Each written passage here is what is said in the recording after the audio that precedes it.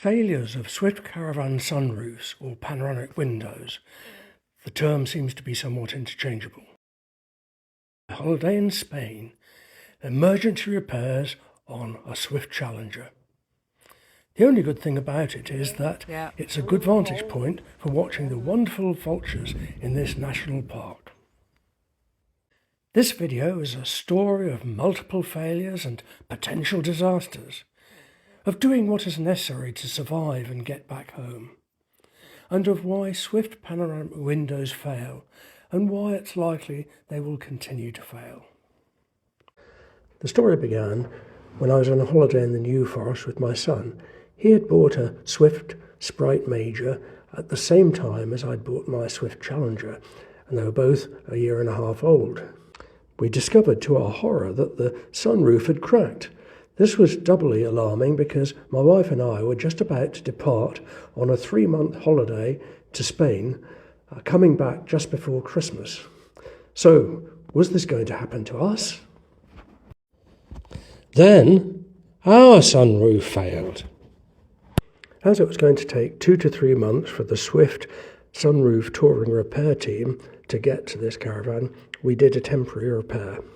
And I took all the kit with me just in case.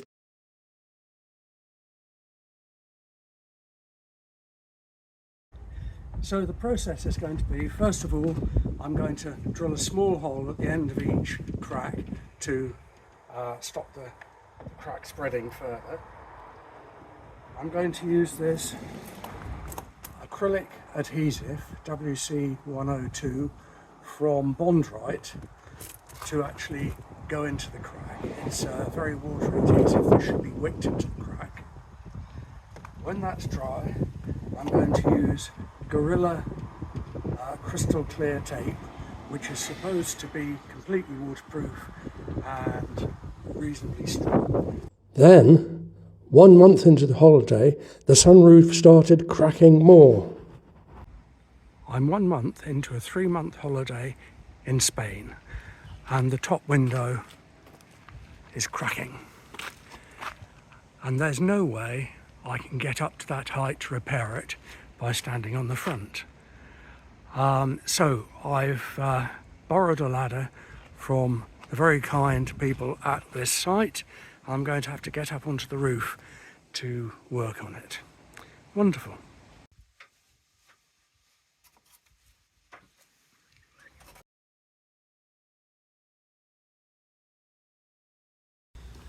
And it's not just the repair, there's the anxiety. I woke up every morning wondering, will this last? What if it fails when driving and blows the side windows out? What if it fails during one of those torrential rainstorms that tragically drowned so many people in Spain that year, and we only managed to partly avoid those? Would it survive the cold and snow on the way across the Spanish Plateau and mountains in December? Would it survive the gales that led to the cancellation of the Santander ferry for several days?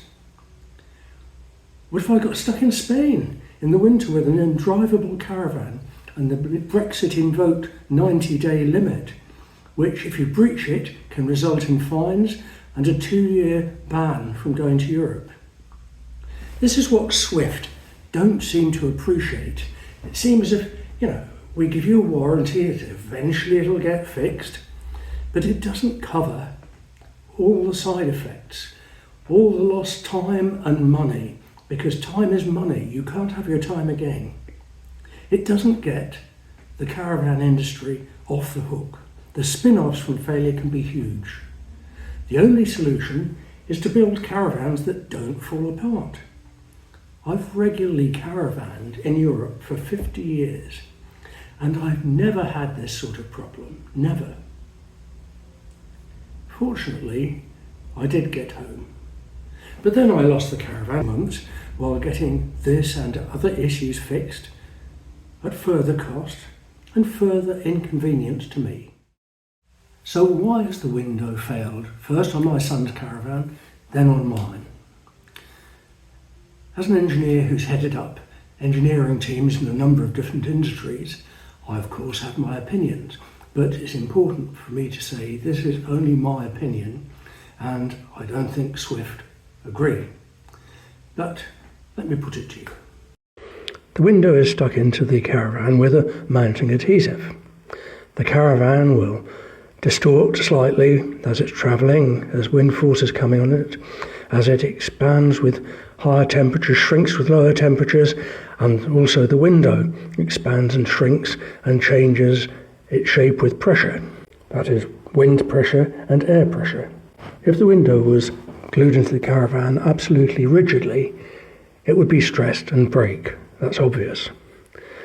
So an adhesive with some flexibility has to be used. So let's look at the adhesives that are used. This is the product that I'm told is used by Swift. And here is another product used for mounting windows in the marine industry and in RVs.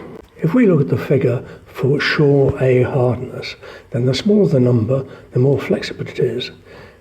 The product used on the Swift is 57, and the other product is 35, so the other product is significantly more flexible. Heat engagement to breaking point to an extent indicates flexibility. The product used by Swift 180% and the other product 500%, much more elongation. So I wonder, would the Sunroof be far less susceptible to breaking if it used a more flexible mount? Could this idea be supported by the window that's used in the Bailey Caravan? It has a similar size large window, but it's mounted vertically instead of horizontally. I had this Bailey for 8 years and didn't have any problems with a large window. But it's mounted flexibly as all the other windows in the Caravan are. In other words, it beds onto a flexible seal and is held in position by a slightly flexible clamp. So as everything moves around, it's allowed to move without stressing it. Could this be why I haven't had any trouble with the Bailey window? So what will happen over the next 10 or 12 years that I normally keep a Caravan? Will I have problems or not? I'm not filled with confidence. Well, there you go. I hope you found that interesting and useful. Any comments you have will be very much appreciated. In a moment you'll get to an end screen where you can jump to the full playlist associated with my main video. If you'd like to subscribe, and dependent on your own YouTube settings, you should get a notification when I add other videos. Thanks for watching and happy caravanning. Bye.